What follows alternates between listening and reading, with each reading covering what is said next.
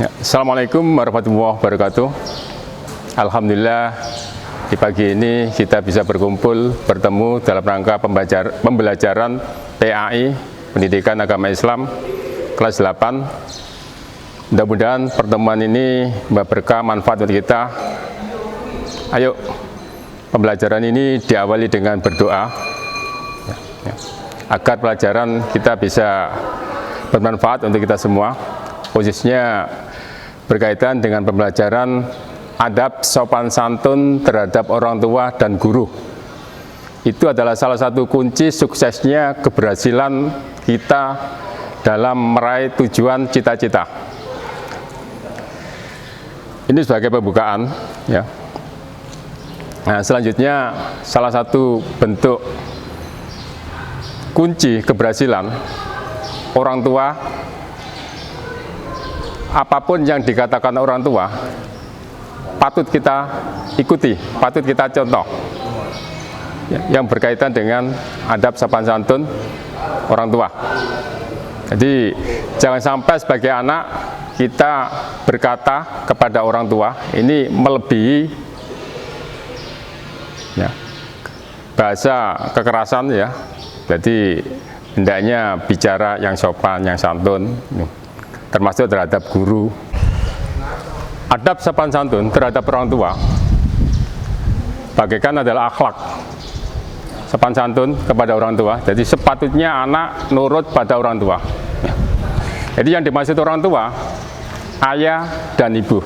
Ibu adalah yang mengandung selama anak 9 bulan, dan ayah ini yang bekerja mencukupi segala kebutuhan keluarga. Itulah yang dimaksud orang tua. Anak harus taat pada orang tua. Perintah apapun yang diperintahkan kepada anak ini harus ditaati selama perintah itu tidak bertentangan dengan agama. Ini harus kita taati. Yang kedua, dalam berbicara jangan sampai nada anak ini lebih tinggi daripada orang tua. Meskipun kita tidak menuruti, namun harus kita jawab dengan sopan. Bagaimana caranya agar orang tua tetap bisa menerima. Tidak begitu kita keras bicaranya sehingga orang tua merasa tersinggung. Ini jangan sampai lakukan. Berikutnya, ketika orang tua sakit, kita harus bisa membantu. Kita ingat, ketika kita kecil, orang tua sangat membantu kita. Ketika kita bayi, bagaimana sulitnya orang tua mengobatkan. Dan ketika kita sudah besar, kita pun harus ingat itu. Termasuk kita ketika habis sholat, kita harus selalu berdoa untuk kedua orang tua kita. Ya. Ketika orang tua masih hidup, kita ikuti perintahnya. Ya. Ketika orang tua meninggal, ini pun kita masih bisa membantu dengan doa-doa agar orang tua dosanya diampuni oleh Allah SWT. Selanjutnya, yang berkaitan dengan adab terhadap guru, ya, sebagai murid, kita pun harus taat pada guru. Baik dari perkataan, ya, termasuk murid harus melaksanakan ketika diperintah menjalankan tugas. Ini harus kita laksanakan, harus kita kerjakan. Jangan sampai murid siap mengerjakan, ternyata ketika dilihat ternyata masih kosong tugasnya. Ini berarti nggak taat pada guru. Dan apapun yang diperintahkan guru yang berkaitan dengan tata tertib sekolah ini pun harus dilakukan. Yang jelas guru gak mungkin memberikan hal yang nggak baik. Pasti guru memberikan contoh hal yang baik, perintah yang baik. Jadi tugas-tugas ini harus dilaksanakan oleh siswa, oleh murid, ya. Termasuk ketika, bahkan kalau kita berbicara di pesantren, antara santri dan guru, antara santri dan ustadz, ini sangat tawaduknya sangat luar biasa di pondok pesantren. Ketika sang pengasuh lewat, bahkan santri pun harus menundukkan kepala. Termasuk, ya, ketika dia memberi jalan.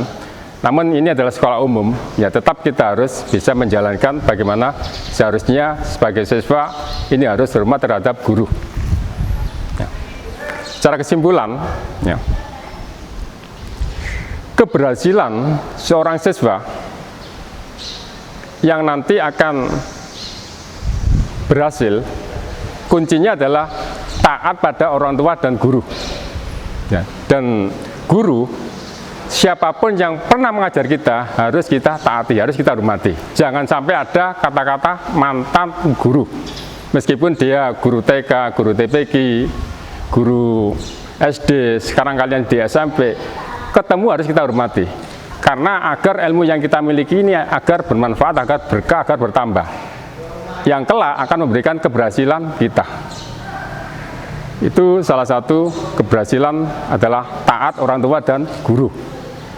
Ya, dimanapun kita berada, kita ketemu harus kita sapa. Kita hormat, nggak harus kita sebagai tentara, namun kita bisa menundukkan kepala, bisa kita sapa. Itu adalah bagian dari hormat kepada guru. Keberhasilan seseorang nggak mesti anak itu adalah ranking 1, ranking 2, ranking 3. Ada kalanya dia biasa-biasa saja ketika dia duduk di bangku sekolah.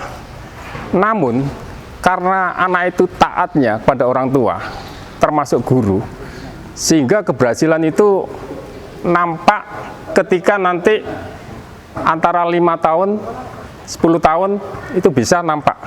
Karena keberhasilan tadi, karena tawaduknya tadi terhadap orang tua dan guru. Jadi kunci sukses orang tua dan guru itu tadi. Ya. Jadi bisa anak-anak bisa ditanyakan atau bisa survei kepada yang ada. Ya, artinya ada orang yang sukses berhasil, barangkali kepala dinas, wali kota, bisa ditanya, apakah dia mesti ranking 1? Enggak, semuanya ranking 1. Ya, karena taatnya tadi pada orang tua dan guru, sehingga dia sukses dan berhasil. Ini juga ada sedikit cerita. Ya. Di Pasuruan sebelah selatan, ini ada seorang yang semula hanya petani biasa. Karena dia menemukan pasir, di situ ada galian pasir dari bukit digali. Ternyata hasil dari tanaman tersebut kecil sekali dibandingkan dengan hasil dari tambang pasir. Ya, dari penambang pasir itulah dia akan sukses. Ternyata kuncinya, meskipun dia hanya lulusan SMP, tapi sekarang dia bisa menjadi jutawan, bahkan satu hari bisa penghasilannya itu adalah bisa ratusan juta. Ada di Pasuruan bagian selatan, yaitu penambang pasir. Ternyata dia itu tiap harinya sholat gak lepas, baik sholat malam, sholat duha, termasuk taat pada orang tua, dan termasuk pada guru. Bahkan dia, ketika dia berhasil, jadi seorang yang dermawan. Hampir pondok-pondok ini dibantu. Nah, itu salah satu bentuk sukses dan berhasil.